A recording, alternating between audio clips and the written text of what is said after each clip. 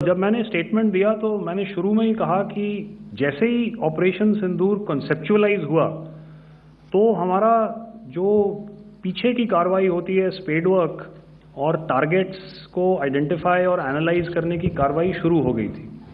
मैंने जब स्टेटमेंट दिया तो मैंने बताया कि बहुत सारे थे, हमने 21 दिखाए होंगे और भी हैं, लेकिन वो लिस्ट फिल्टर करते करते 21 तक पहुंची। अब क्या आगे एंगेज किए जाएंगे, अगर ज़रूरत पड़ेगी तो ज़रूर एंगेज किए जाएंगे, लेकिन मैंने बताया कि इस समय जो इंट एजेंसीज ने हमें बताया कि फलाने कैंप में प्रेजेंस है, हमने उनको एंगेज किया। कुछ नाम मैंने लिए, कुछ नाम अभी पुख्ता किए जा रहे हैं। मैंने आपको बताया कि जो इंट एजेंसीज ने अभी तक असेसमेंट किया है उसमें उन्होंने कहा है कि तकरीबन 100 से ज़्यादा मारे गए हैं। और एक आज आपने तस्वीर भी देखी कि काफ़ी प्रोमिनेंट जो फ्यूनरल था, काफ़ी प्रोमिनेंट एक जो हस्ती हैं वो ऑर्गेनाइज कर रहे थे, और उस फ्यूनरल में और कौन कौन लोग अटेंड कर रहे थे वो तो आपने देखा ही। तो आप लोग सब समझदार हैं और मुझे ये कहने की ज़रूरत नहीं है कि इन लोगों को कहाँ से सपोर्ट मिल रहा है। अगर नहीं मिल रहा होता तो ऑपरेशन सिंदूर नहीं होता, तो उसी की वजह से है ये ऑपरेशन। तो मेरे ख्याल से मैंने आपके सारे सवालों का जवाब दे दिया है। ऑपरेशन सिंदूर में हमारी जो इंडियन नेवी है उसके बारे में सर थोड़ा सा बताएं कि किस तरह की उसकी भूमिका रही, क्योंकि हमने इस दौरान सर देखा कि बहुत सारी स्पेकुलेशन भी रही और ये बोला गया कि कराची तक हमारी नेवी ने ऑपरेशन किया है। तो सर इस पर थोड़ी सी क्लैरिटी चाहिए। और सर हमने कौन कौन से फाइटर एयरक्राफ्ट डाउन किए हैं, अगर उसका भी थोड़ा सा क्लैरिटी मिल जाए तो अच्छा रहेगा। तो मैं आपका पहले सवाल का जवाब दूंगा। I will make few sentences and leave it for your imagination. First of all, as I mentioned, we have quantitative and qualitative edge to deliver a massive blow to our adversary, and we completely dominate in the maritime front. Indian Navy's action is part of the escalation ladder mechanism which we have worked out amongst 3 services. This time, if Pakistan dare take any action, and Pakistan knows it, what we are going to do. Okay. आपके सवाल का जवाब मैं पहले दे चुका हूं। आपके सवाल का जवाब मैं पहले दे चुका हूं, इसलिए मैं बस उस तक ही सीमित रखूंगा और इतना कहना चाहूंगा कि आने वाले दिनों में आपको खुद ही पता चल जाएगा, और ऐसी बातें छुपी नहीं रहती हैं, तो पता चल जाएगा। So at this time we'll just let it be. Okay, ladies and gentlemen, we have 1 or 2 more questions, sir. So please, they are going to be outside. You can speak to them there also. 104.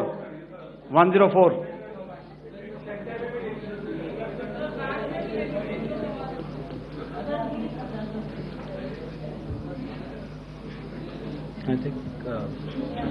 Sir, can you give a number of assets we lost? Because there's been a lot of speculation going on. International media writing a lot of things about our platforms, including Rafale. I mean, Pakistan claiming that Rafale has been downed, etc. Can you put that question to rest and clarify on that? I guess that question is for me. All right, I'm happy that you've asked this question. You know, we are in a combat scenario, and losses are a part of combat. The question that you must ask us, okay, and indeed that we must ask ourselves, you inclusive, is have we achieved our objectives? Have we achieved our objective of decimating that terrorist camp? And the answer is a thumping yes. And the results are for the whole world to see. As for the details, what could have been, how many numbers, which platform did we lose? You know, at this time, I would not like to comment on that, because we are still in a combat situation. And if I comment on anything, it will only be advantage adversary. So we don't want to give him any advantage at this stage. All I can say is that we have achieved our objectives that we selected, and all our pilots are back home. Thank you. Okay, hold, please don't, please be civil here. So we'll have 220 now. Sir, मेरा सवाल है क्योंकि ये हमारे जो पहले जो action रहा वो आतंकवाद के खिलाफ रहा, तो आतंकवाद में अजहर मसूद की तरफ से एक बयान जारी किया गया था जिसमें उन्होंने कहा कि हम इसका बदला लेंगे और जहाज रुलाएंगे। तो क्या अगला, अगर खुदा न खास्ता अगला टेरर अटैक किसी भी तरह का होता है, तो क्या उसे एक्ट ऑफ वॉर में हमारी तरफ से लिया जाएगा और उसका क्या माकूल जवाब दिया जा सकता है? मेरा इसमें सिर्फ एक ही जवाब है आपके लिए कि हमने अपनी कार्रवाई करी। हमने उसके बाद मैंने अपने स्टेटमेंट में भी बताया कि ये कम्युनिकेट करने की कोशिश करी कि हमने इस तरीके से ये जो स्ट्राइक्स हैं वो क्यों की। लेकिन जो हमारा एडवर्सरी है उसने जैसे मुनासिब समझा वो कार्रवाई करी। तो आपने देखा कि ये जो एक्टिविटीज़ चल रही हैं 3-4 दिन से, ये कोई वॉर से कम नहीं है। नॉर्मल सर्कमस्टांसेस में एक दूसरे देश की एयरफोर्सेस हवा में नहीं उड़ती हैं और एक दूसरे के ऊपर स्ट्राइक्स नहीं करती हैं। हर रात इंट्रूजन्स नहीं होते हैं। लाइन ऑफ कंट्रोल पर सीज फायर वायोलेशंस, आपके एक साथी ने सवाल पूछा था शुरू में, एक सीज फायर अंडरस्टैंडिंग था, वो भी जा चुका है। उस सीज फायर अंडरस्टैंडिंग के जाते जो फायरिंग हो रही है लाइन ऑफ कंट्रोल में, उसमें घुसपैठ की कोशिश हो रही है।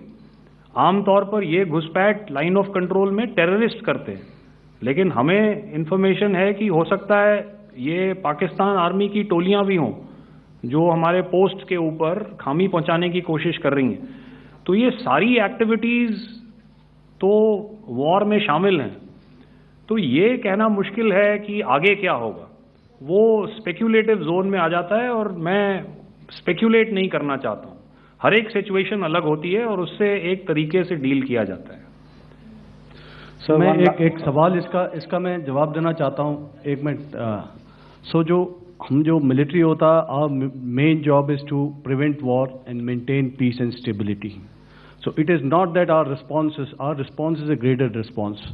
दैट मीन्स अगर किसी ने किया तो उसको ग्रेडेड उसमें किया। जैसे टेररिस्ट एक्शन हुआ तो what we did is the terrorist action and we destroyed all the terrorist camps. उसके बाद आपने देखा कि उनने थोड़ा सा कोशिश किया तो हमारे एयरफोर्स एंड आर्मी ने क्या किया, तो मिलिट्री टारगेट्स हैं उनके ऊपर थोड़ा। So our aim is to maintain peace and tell our adversary that you do this and the response will be bloody.